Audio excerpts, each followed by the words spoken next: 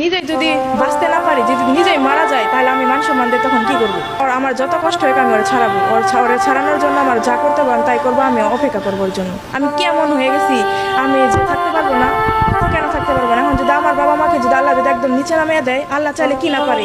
আল্লাহ গরিবকে ধনী বানাইতে পারে, ধনীকে গরিব বানাইতে পারে। যদি আমার বাবা মার কাছে দেওয়া হয় তাহলে আমি আত্মহত্যা করবো। আর আত্মহত্যার জন্য আমার বাবা মা আর আমার খালু আজগর আর আজগরের ছেলে ফাহিম, এই সবগুলো ব্যক্তি দায়ী থাকবে না। আমি আবেগ দিয়ে বলতেছি না, আমি বিবেক দিয়ে বলতেছি। তুমি মনে হয় আবেগের মধ্যে কথা বলছো। না, আমি আবেগে বলতেছি না আঙ্কেল। কিন্তু তিনবারই কি গ্রাম্য মাতব্বরটা তোমাকে ফেরত দিছে? হ্যাঁ, আশ্বাস দিছে কি?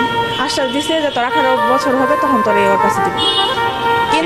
কিন্তু নিয়ে যাওয়ার পরে 4-5 দিনই হয় না, তখনই বিয়ের জন্যই করে আর মারধর করে, কিছু না বললেই মানে অত্যাচার করে, অনেক মারধর করে। আজগর আমার খালু ইনি মানে উস্কানিমূলক আমার বাবা মাকে মানে উসলে দেয়, বলে যে তুই ই করবি কেন, এই মেয়েকে দিবি কেন? তোর যদি এত হয়, মেয়ের যদি এতই বেশি হয়ে যায় তাহলে মেয়ে আমারে দিয়ে দে, মেয়ে আমি পালবো, এইভাবে বলে। সব আমি জানি যে আমার এই বিরুদ্ধে সবচেয়ে সর্বোচ্চ করতেছে আমার খালু এই আজগর। তুমি কি এখানে সব জ্ঞানে আসছো নাকি কেউ তোমাকে নিয়ে আসছে নাকি কিভাবে তুমি এখানে আসছো? আমি এখানে সব জ্ঞানে আসছি, আমাকে কেউ নিয়ে আসে নাই। কারণ আমি আর কত চোখ থাকবো যেখানে আমার মান সম্মান যাওয়ার যেটুকু যাওয়ার চলে গেছে। আমার বাবা মা তারপর আমার বিরুদ্ধেই করতেছে, তারপরেও তারা আমাকে নেওয়ার জন্যই করতেছে। এখন আমি আর কত চোখ থাকবো? আমি আর চোখ থাকতে পারবো না।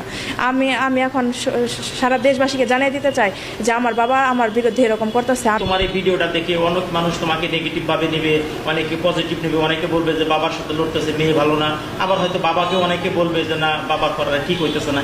এই যে মানুষের যে মন্তব্যগুলো, সেটা তুমি মানতে পারবা? হ্যাঁ, মানতে পারবো। কারণ আমার মান সম্মান যেটুকু যাওয়ার চলে গেছে, আর কি আছে আমার মান সম্মান? যদি আমি নিজেই যদি বাঁচতে না পারি, যদি নিজেই মারা যায়, তাহলে আমি মান সম্মান দিয়ে তখন কি করব? আমি বুঝতেছি যে মানে ও একটা অসহায় ছেলে, ওর মানে ওর যে খাটবে এমন কোনো মানুষ নাই যে ওরে কে করবে।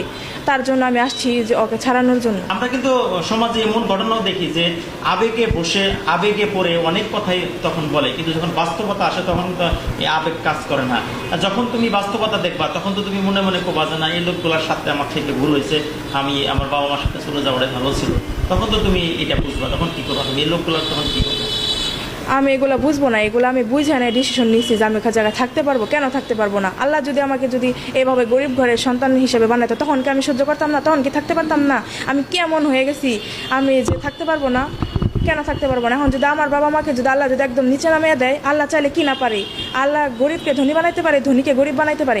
এখন যদি আমার বাবা মা যদি একদম মানে ডাউন হয়ে যায়, সব শেষ হয়ে যায়, তখন কি আমি থাকবো না? তখন কি আমি মরে যাবো? তাহলে এখন কেন আমি থাকতে পারবো না? আর আমার যত কষ্ট হোক আমি ওরা ছাড়াবো, ওরা ছাড়ানোর জন্য আমার যা করতে পারবো আমি তাই করবো, আমি অপেক্ষা করবো ওর জন্য।